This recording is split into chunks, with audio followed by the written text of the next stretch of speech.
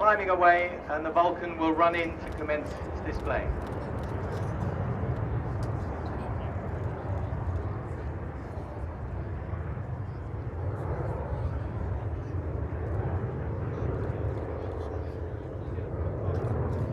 What I'm sure most of you know is that sadly the 558 now is coming to the end of its life, that it's permitted to fly. It still flies absolutely beautifully.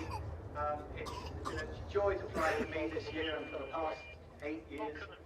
And it's been very well maintained by all our engineers up at Doncaster. And we've hardly had a single thing wrong with it all year.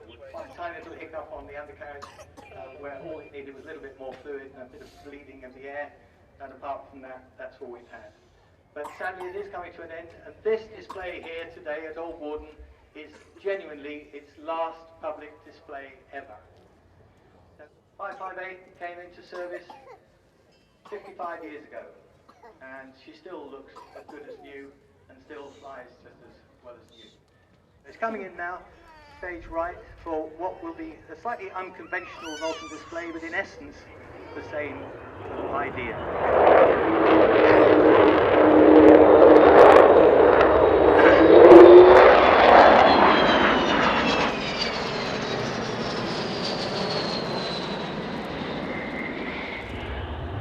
Because of all the villages that we have to avoid here, don't be too concerned. It's just a little bit of a wide display, but say Phil will be doing his best to give you as much noise as possible, and certainly to show this beautiful aeroplane off to its best ability. Let's wait for the noise.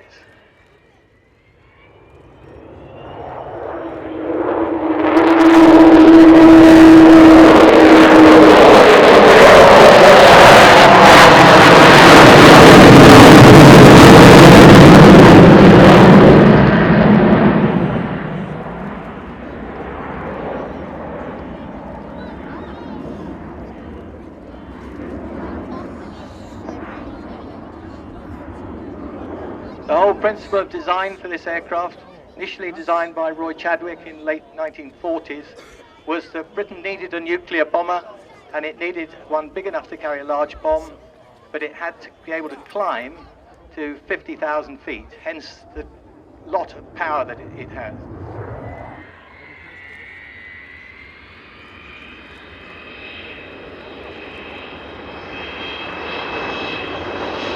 Coming up.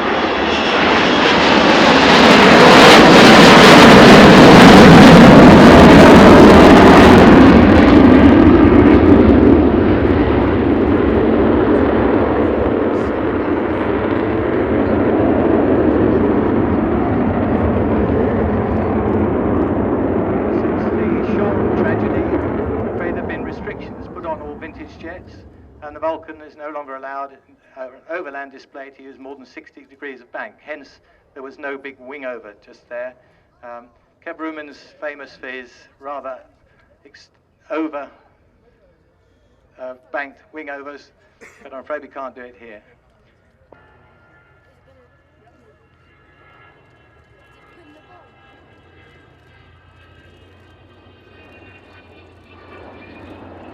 There we go.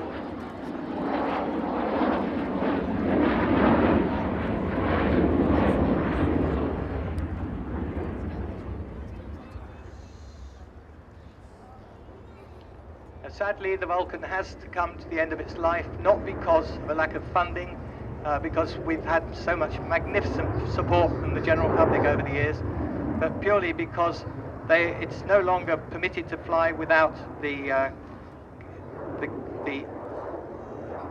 companies, the large engineering companies who monitor the safety of the aircraft, and none of them have the expertise, I reckon, anymore to keep an eye on this aircraft. So this is why it's coming to an end.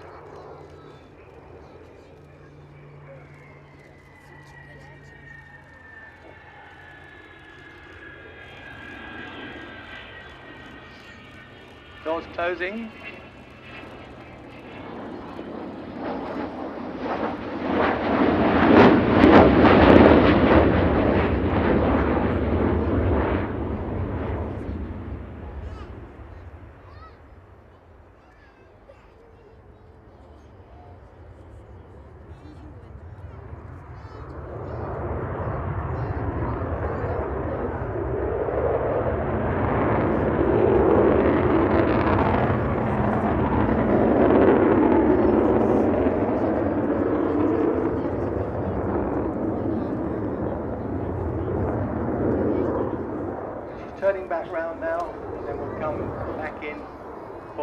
probably the last time you may be hearing that roar of these wonderful Olympus engines.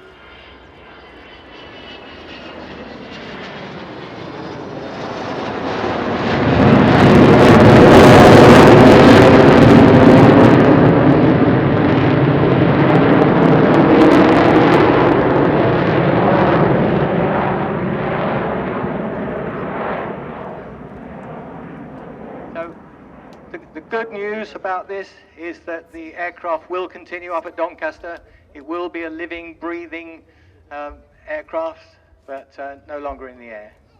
We'll still be offering tours around it. We hope people will still support it, because we still need your support and your money to see the next phase of this flight, which is moving ahead quite well to become an aviation academy.